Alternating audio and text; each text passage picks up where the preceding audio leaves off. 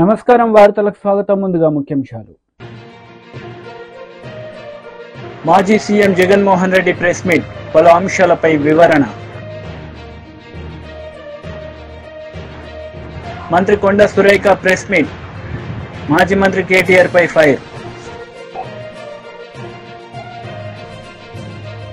మాజీ CM Jaganmohan Reddy media సమావేశం నిర్వహించారు. ఈ సందర్భంగా చంద్రబాబు నాయుడుపై ఆయన మండిపడ్డారు. మన 5 సంవత్సరాలలో ఎక్కడా కూడా తప్పు చేయాల, ప్రజలకు చెప్పిన ప్రతి మాట నెరవేర్చడం.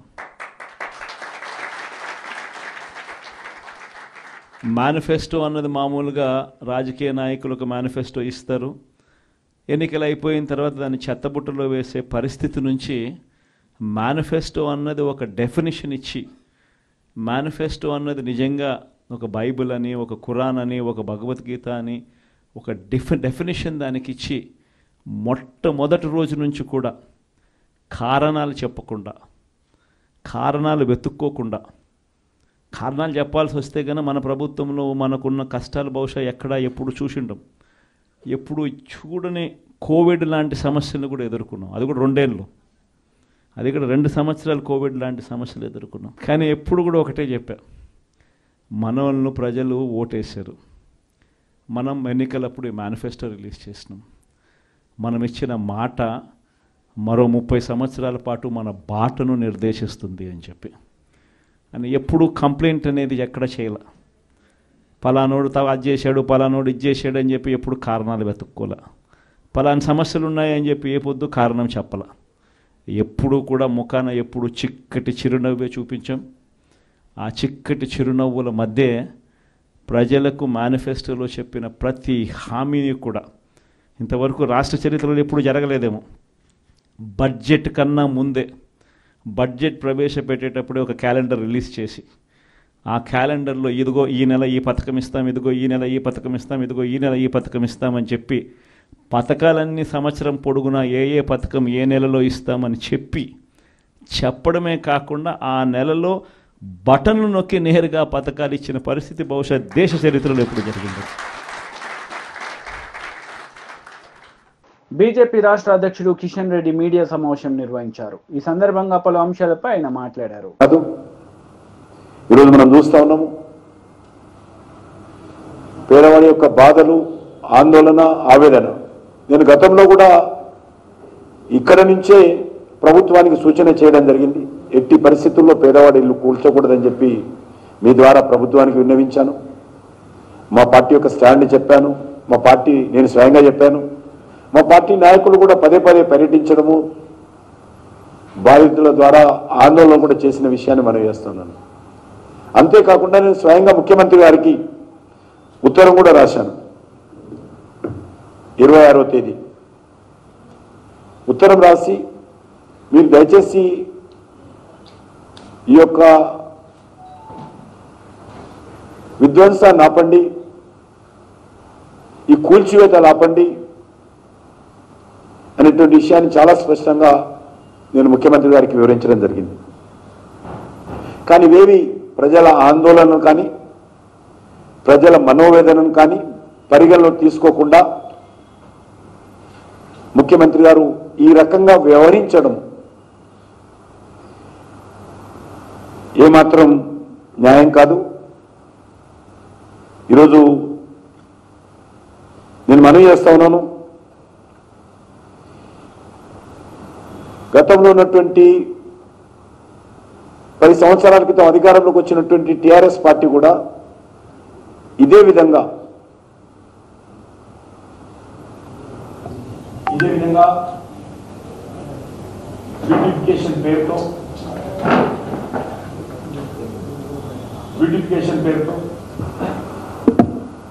బ్యూటిఫికేషన్ పేరుతో కేసీఆర్ టీఆర్ఎస్ ప్రభుత్వం కూడా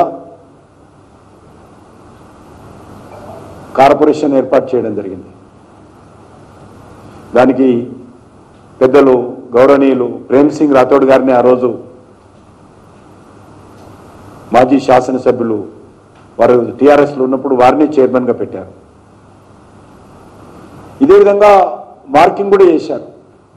కానీ ఆ రోజు ప్రజల నుంచి తీవ్ర నిరసన వస్తే వెనుకడుగు వేయడం జరిగింది. టీఆర్ఎస్ ప్రభుత్వమే దీనికి బీజం వేసింది, బ్యూటిఫికేషన్ బీజం. దీన్ని రేవంత్ రెడ్డి గారు భుజాల మీద ఎత్తుకొని ఈరోజు ప్రజల మీద కడుపుల మీద తన్నుకుంటూ ముందుకెళ్తా ఉన్నాడు. ఏ రకమైనటువంటి ప్రణాళిక లేకుండా, ఏ రకమైనటువంటి ఆలోచన లేకుండా అక్రమ కట్టడాల పేరు మీద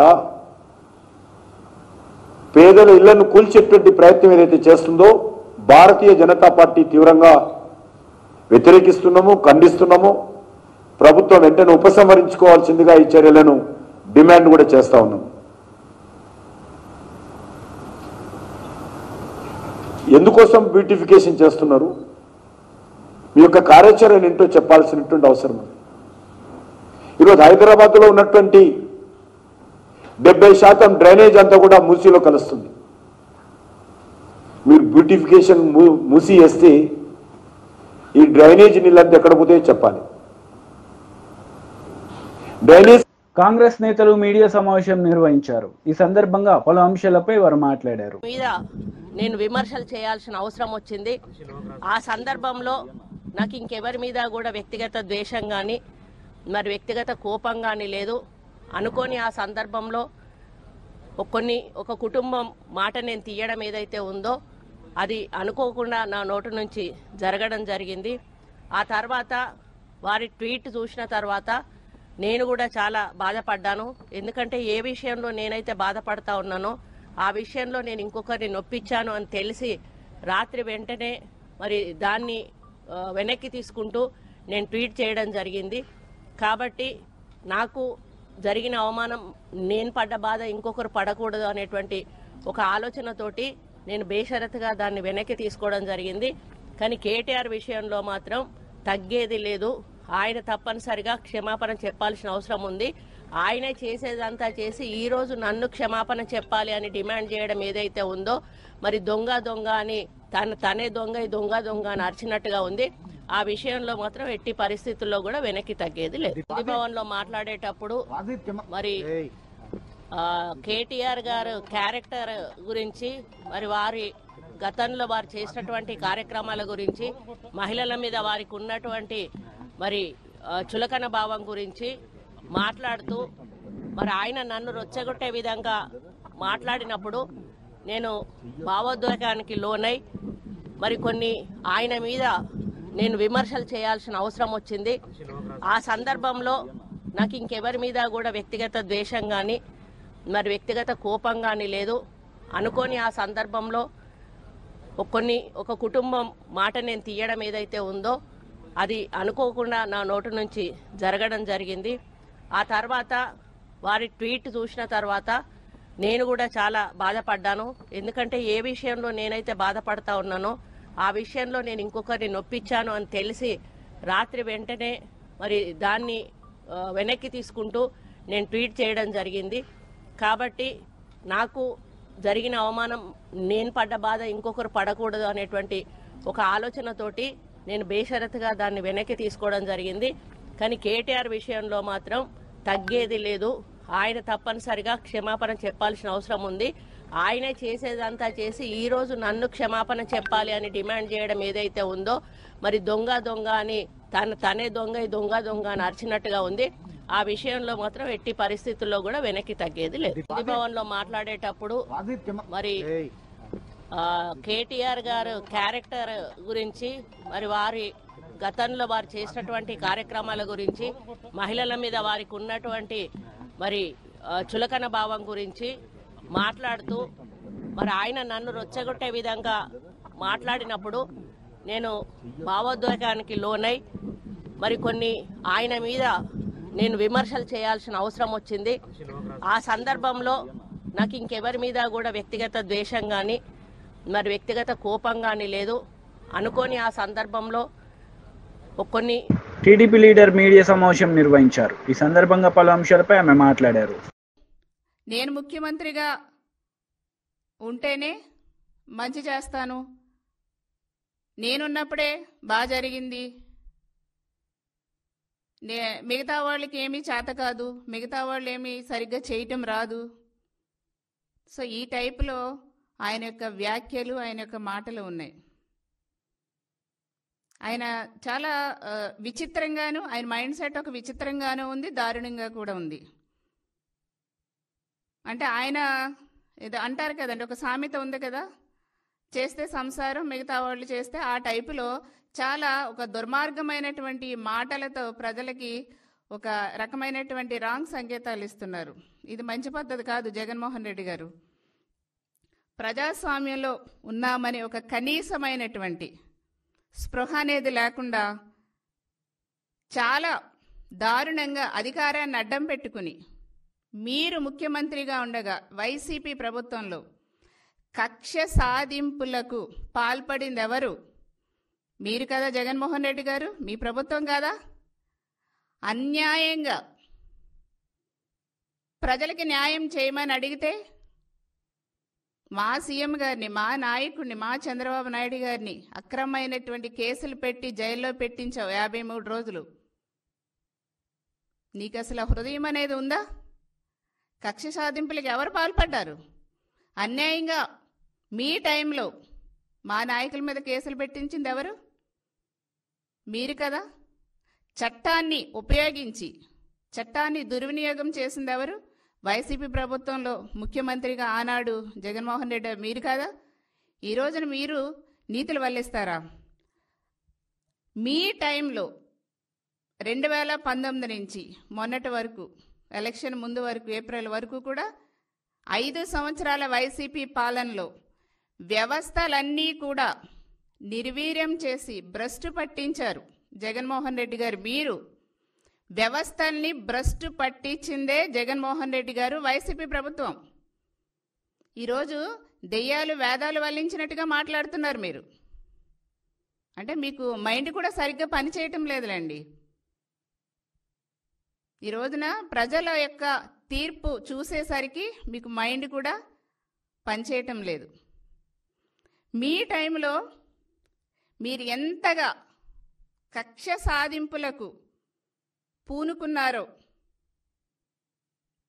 ఒకసారి నేను ప్రజలందరికీ కూడా గుర్తు చేస్తున్నా, మీకు కూడా గుర్తు చేస్తున్నా. జగన్మోహన్ రెడ్డి గారు, మీరు వచ్చిన అధికారంలోకి వచ్చిన 2019 మొట్టమొదటిగా మీరు ప్రజలకు ఉపయోగపడే ప్రజా వేదికని కూల్చడం మొదలుపెట్టారు. ప్రజా వేదిక నుంచి టీడీపీ లీడర్ మీడియా సమావేశం నిర్వహించారు. ఈ సందర్భంగా పలు అంశాలపై ఆయన మాట్లాడారు. చేస్తా ఉన్నారు. ఇవన్నీ ఒక టీం వెళ్ళి పరిశీలించి రిపోర్ట్ ఇవ్వాలి. ఆ రకంగా ఒక టీము నవంబర్ 8వ తేదీన 2023 ఒక టీము ఏఆర్ ఫుడ్స్కి వెళ్ళింది. అంటే గతంలో కూడా మార్చి 12 వీళ్ళు విడుదల చేసినటువంటి ఒక టెండర్కి ముందు ఇంకొక టెండర్ రిలీజ్ చేయడం జరిగింది. ఆ సందర్భంలో టెక్నికల్ కమిటీ వెళ్ళి పరిశీలించినటువంటి నివేదిక. దీనిలో మీరు చూసినట్లయితే ఇక్కడ చాలా కీలకమైనటువంటి అంశం ఇక్కడ మీరు అందరూ చూడాలి. Supply of relevant commodity experience in 1 year period. సంవత్సర కాలంలో ఏఆర్ డైరీ సంస్థ ఎంత నెయ్యి సరఫరా చేసింది అన్న ఒక కాలం దగ్గర 2022-23లో ఎంత సరఫరా చేశారండి? 14,940 కిలోలు, 14,940 కేజీలు ఒక సంవత్సర కాలంలో ఏఆర్ డైరీ సరఫరా చేసింది. అంటే 14 టన్నులు, సుమారుగా 15 టన్నులు. ఒక సంవత్సర కాలంలో ఏఆర్ డైరీ సరఫరా చేసింది ఎంతండి? 15 టన్నులు. అటువంటి ఒక సంస్థకి 6 నెలల కాలంలో 1000 టన్నుల సరఫరా చేసే కాంట్రాక్ట్ ఏ రకంగా ఇస్తారండి? అంటే మీకు తెలుసు ఏఆర్ డైరీకి 1000 టన్నుల నెయ్యి సరఫరా చేసే సామర్థ్యం లేదు అని తెలుసు. మీ టీటీడీ కమిటీ, టెక్నికల్ కమిటీయే చెప్పింది ఆ మాట. 2023-24 సంవత్సరంలో వీళ్ళు నవంబర్లో వెళ్ళే టైంకి, అంటే సుమారుగా ఒక 7 నెలల కాలంలో వాళ్ళు సరఫరా చేసింది 8,100 కిలోలు, అంటే 8 టన్నులు. 22-23 సంవత్సరం మొత్తం మీద సరఫరా చేసింది 15 టన్నులు. 23-24లో ఒక 7 నెలల కాలానికి సరఫరా చేసింది 8 టన్నులే. అటువంటి సంస్థకి ఏమండి జగన్ రెడ్డి గారు సత్యమేవ జయతే అని ట్వీట్లు పెడుతున్నారు కదా, ఇది పెట్టండి సార్ ట్వీటు, ఈ డాక్యుమెంట్ పెట్టండి, మీకు దమ్ముంటే ట్వీట్ చేయండి. ఇదిగో మేము అతి గొప్పగా సెలెక్ట్ చేసిన సంస్థ సంవత్సర కాలంలో 15 టన్నుల నెయ్యి సరఫరా చేసింది అని చెప్పి ఇది ట్వీట్ చేయండి సార్. అంతేకాకుండా ఇదే రిపోర్ట్లో ఇంకా విస్తుపోయేటటువంటి అంశాలు ఇక్కడ మీరు చూసినట్లయితే అది సరఫరాకు సంబంధించి, ఏది ట్యాంకర్ల ద్వారా కానీ ఏదైనా సంస్థకు సరఫరాకు సంబంధించి అసలు టోటల్ ప్రొడక్షన్ అంటే ఏఆర్ డైరీ అనే సంస్థ ఇట్లా టీటీడీ కానీ ఇటువంటి బల్క్ ఆర్డర్సే కాకుండా వాళ్ళు 1/4 కిలో ప్యాకెట్లు, 1/2 కిలో ప్యాకెట్లు మామూలు రిటైల్ మార్కెట్లో కూడా అమ్ముతారు కదండి. సో అవన్నీ కూడా కలుపుకుందాం. అవన్నీ కలుపుకొని వాళ్ళ ప్రొడక్షన్ కెపాసిటీ చూడండి. Experience certificate for production of cow ghee at least for 1 year period. వాళ్ళు 1 సంవత్సర కాలాన్ని పరిశీలిస్తే అక్టోబర్ 2022 నుంచి సెప్టెంబర్ 2023 వరకు పరిశీలిస్తే 16,300 kgs to 16,900 kgs per month. అంటే ఒక నెలకి 16.3 టన్నుల నుండి 16.9 టన్నుల వరకే వాళ్ళ టోటల్ ప్రొడక్షన్. ఏది టోటల్ ప్రొడక్షన్? నెలకి 16 టన్నుల టోటల్ ప్రొడక్షన్ సామర్థ్యం కలిగిన సంస్థకి వీళ్ళు ఏం కాంట్రాక్ట్ ఇచ్చారండి? 1000 టన్నులు. 6 నెలల్లో 1000 టన్నులు మీరు ఇచ్చేయండి అని చెప్పి పాపం అత్యంత నమ్మకంతో ఇచ్చారు sir. The great Jagan Reddy ప్రభుత్వం, కరుణాకర్ రెడ్డి చైర్మన్గా వీళ్ళు ఇదిగోండి చేసినటువంటి పాపానికి సంబంధించినటువంటి ఆధారాలు. ఇంకొక ఫ్యాక్ట్ అద్భుతమైనటువంటి, ఇవన్నీ నిజంగా విస్తుపోయేటటువంటి నిజాలు. దీనిలో గీ స్టోరేజ్ కెపాసిటీ, ఆ సంస్థలో ఉన్నటువంటి గీ స్టోరేజ్ కెపాసిటీ ఎంత అని ఉన్నప్పుడు ఇక్కడ చూసారా, storage tank capacity 6 KL, 6 kilolitres అంటే 6 టన్నులు. ఆ సంస్థలో ఉన్నటువంటి స్టోరేజ్ ట్యాంక్ కెపాసిటీ టోటల్ 6 టన్నులు. ఇవాళ టీటీడీకి సరఫరా అయ్యేటువంటి ఒక్కొక్క లారీ 16 టన్నుల లారీ వస్తుంది గీ. 6 టన్నుల స్టోరేజ్ కెపాసిటీ ట్యాంకుతో మీరు 16 టన్నులు. బీఆర్ఎస్ లీడర్ మీడియా సమావేశం నిర్వహించారు. ఈ సందర్భంగా పలు అంశాలపై ఆయన మాట్లాడారు. హైదరాబాద్ మెట్రో రైల్ అనేది మరి 2014లో మరి ఆ రోజు తెలంగాణ రాష్ట్రం ఏర్పడిన తర్వాత మరి గౌరవ ముఖ్యమంత్రి కేసీఆర్ గారు అప్పటికే ఏదో అరకొరగా నడుస్తున్నటువంటి ఆ మెట్రో పనులన్నింటినీ కూడా సమీక్షించి మెట్రో పనులన్నింటినీ కూడా వేగవంతంగా పరిగెత్తించి పనులన్నింటినీ కూడా పూర్తి చేసి మరి రికార్డ్ స్థాయిలో 2017లో మొదటిసారి, మరి రెండోసారి 2021లో మరి దాదాపు 69 కిలోమీటర్ల మేర పూర్తి చేసి ప్రజలకు అందుబాటులో తీసుకువచ్చి ప్రజలు మన్ననలు పొందిన సంగతిని గుర్తు చేస్తా ఉన్నాను. మొత్తం హైదరాబాద్ నగరంలో ఉన్నటువంటి మెట్రో రైల్ భారతదేశంలో అన్ని నగరాల్లో 3వ అతిపెద్ద మెట్రో రైల్గా విస్తరిస్తూ అనేక మంది మరి ప్రయాణికులకి కానివ్వండి, మరి చాలామందికి నగర పౌరులకి అందుబాటులో తీసుకొచ్చి మరి చాలా అందుబాటులో తీసుకొచ్చి దాన్ని చక్కగా ప్రజలకు ఒక జీవనాన్ని, మరి నాణ్యమైన జీవనాన్ని కొనసాగించే విధంగా, కాలుష్యం తగ్గించే విధంగా, పబ్లిక్ ట్రాన్స్పోర్ట్ పైన డిపెండ్ అయ్యే విధంగా చక్కగా క్వాలిటీ తయారు చేసి తీర్చిదిద్ది ముందు తీసుకెళ్తున్న సందర్భంలో మరి ఆ రోజు అటు మెట్రో రైల్ని ఎయిర్పోర్ట్కి కూడా తీసుకువెళ్ళాలన్నటువంటి ఆలోచనతోని రాయదుర్గం నుండి మరి అక్కడ అక్కడ రింగ్ రోడ్ పై నుంచి ఆ పనులకి శంకుస్థాపన కూడా చేసినారు. మరి దాదాపు 10 లక్షల మంది ఐటీ ఉద్యోగులతో పాటు అనేక మంది జనాభా ఉన్నటువంటి ప్రాంతం ఇదంతా కూడా ఆ ఒక్క ఉన్న రూట్ని కూడా క్యాన్సిల్ చేసేసినారు. ముఖ్యమంత్రి గారు వారి యొక్క అనాలోచన విధానంతో, అశాస్త్రీయ పద్ధతితోని వారు ఏమీ ఆలోచన చేయకుండా దాన్ని రద్దు చేసినటువంటి సందర్భం నేను ఇప్పుడు మీ ద్వారా ప్రజలకు తెలియదలుచుకున్నాను. అంతేకాకుండా రెండో దశ మెట్రో పనులకని చెప్పేసి మరి మొన్న బడ్జెట్లో కూడా దాదాపు మెట్రో విస్తరణకి 24,000 కోట్ల రూపాయలని మరి అవసరమని చెప్పి అంచనా వ్యయం చేస్తే కేవలము ప్రకటించింది బడ్జెట్లో 1,100 కోట్ల రూపాయలు మాత్రమే. మళ్ళీ ఇది కాకుండా కొన్ని 2 రోజుల క్రితం మెట్రో రైల్ వారు కొన్ని ఎక్స్టెన్షన్ ఆఫ్ మెట్రో రైల్ అని చెప్పి కొన్ని ప్రాంతాలన్నింటి కూడా వివరించుకుంటూ కొత్తగా 4th సిటీ కూడా డిపిఆర్లు తయారు చేస్తున్నాము. ప్రభుత్వము సూచించింది, ప్రభుత్వం యొక్క ఆలోచన ఉన్నది. 4th సిటీకి కూడా డిపిఆర్ రెడీ చేయండి, 4th సిటీ కూడా ప్రతిపాదించండి అని చెప్పేసి మరి స్పష్టంగా మరి శాఖ కూడా ముఖ్యమంత్రి గారి దగ్గర ఉంది కాబట్టి ముఖ్యమంత్రి రేవంత్ రెడ్డి గారు స్పష్టంగా ఆదేశించినట్టు స్పష్టంగా అర్థమవుతా ఉంది. అంటే 4th సిటీ అంటే కేవలము ఒక ఊహల్లో ఉన్న నగరం, అది కేవలము కల్పితమైన నగరం, అది ఇంకా పేపర్ పైన కూడా పెట్టిన నగరం. అది అంటే ఏమీ లేని నగరానికి మరి మెట్రో రైల్ని తీసుకెళ్లాలని చెప్పేసి కూడా వారి ప్రతిపాదించడం చూస్తూ ఉంటే హాస్యాస్పదంగా ఉన్నది, చాలా వింతగా ఉన్నది. ఎందుకంటే కేసీఆర్ గారు ఉన్నప్పుడు స్పష్టంగా నగరమంతా కూడా ఈ మెట్రో రైలు విస్తరించాలని చెప్పేసి ఆలోచన చేసి కాంగ్రెస్ నేతలు మీడియా సమావేశం నిర్వహించారు. ఈ సందర్భంగా పలు అంశాలపై వారు మాట్లాడారు. మీరు ఆయన దగ్గర ట్రైనింగ్ తీసుకోండి, కానీ రాహుల్ గాంధీ గారిని మీరు అనవసరంగా నోరు దాచుకుంటే ఎంటైర్ కాంగ్రెస్ పార్టీ వర్కర్ ఒప్పుకోడు.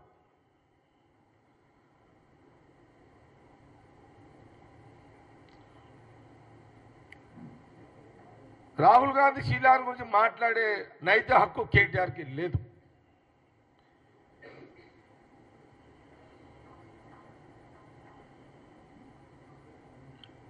మేము ఆ కుటుంబం గురించి చెప్పుకుంటూ పోతుంటే గంటలు సరిపోవు, నెలలు సరిపోవు, సంవత్సరాలు సరిపోవు. అది వాళ్ళ చరిత్ర, రాహుల్ గాంధీ గారి యొక్క కుటుంబం యొక్క చరిత్ర. మీరు మళ్ళొకసారి రాహుల్ గాంధీ గారికి ఏదో ముట్ట చెప్పిరని మీరు బదలాం చేసిరనుకోండి, మేము మా ప్రభుత్వం మీద, రాష్ట్ర రాజకీయాల మీద మనం మాట్లాడుకుందాం, మనం కొట్టుకుందాం, విమర్శించుకుందాం, తన్నుకుందాం, కుస్తీలు పడదాం. కానీ రాహుల్ గాంధీ గారి జోలికి లేని అబండాలు వేస్తే కాంగ్రెస్ పార్టీ కార్యకర్త ఊరుకోడు. ఇది నీకు మంచిది కాదు.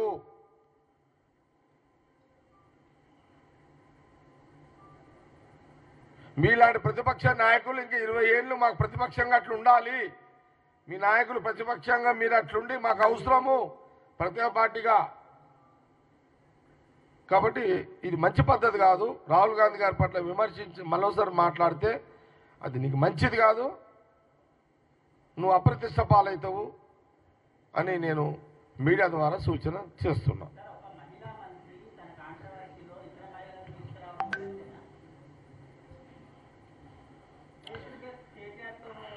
నేనేమంటున్నా, నేను అడుగుతున్నా, ఏది మన నాగేంద్ర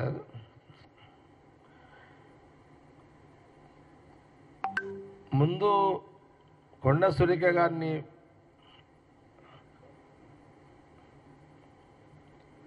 ఆమె ఇబ్బంది పడే రకంగా మాట్లాడింది ఎవరు?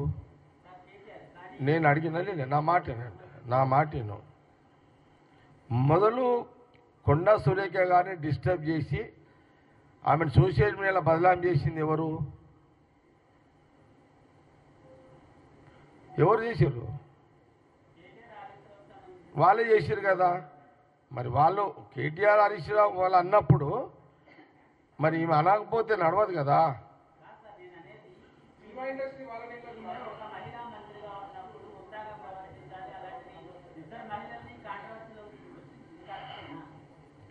ఇప్పుడు ఫస్ట్ రాయి ఎవరు కొట్టిరు అది చెప్పు నాకు. ఫస్ట్ ఇవన్నీ వద్దు పైగా. ఫస్ట్ రాయి ఎవరు కొట్టిరు? బీఆర్ఎస్ వారు కొట్టిరా, కాంగ్రెస్ వాళ్ళు కొట్టిరా? ఫస్ట్ రాయి ఎవరు కొట్టిరు? మరి మేము కూడా అడగాలి కదా, మీడియాని అడుగుతున్నా, మీరు చెప్పండి. అరే నేను అడిగినా అని చెప్పు భయ్. ఫస్ట్ రాయి ఎవరు కొట్టిరు? కొండ సురేఖ కొట్టిందా, కేటీఆర్ కొట్టిందా? కాదు చెప్పండి నాకు.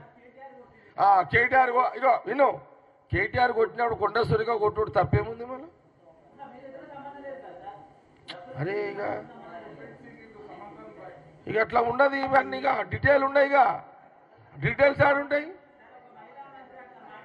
మైదానం ఇది యుద్ధ రంగంలో దిగినాక డీటెయిల్స్ ఉన్నాయి. ఫైటింగ్ అప్పుడు ఉన్నాయి ఇవన్నీ. విన్నారా?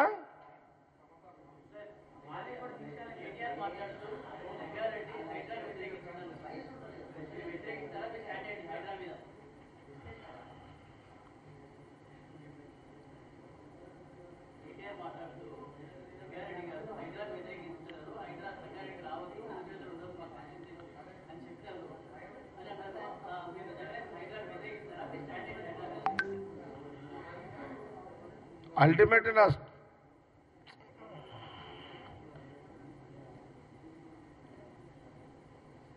ఇప్పుడు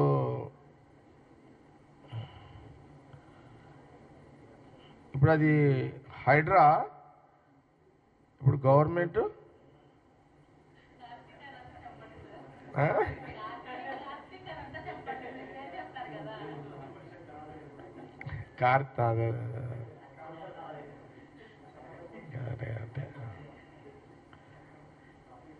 సరే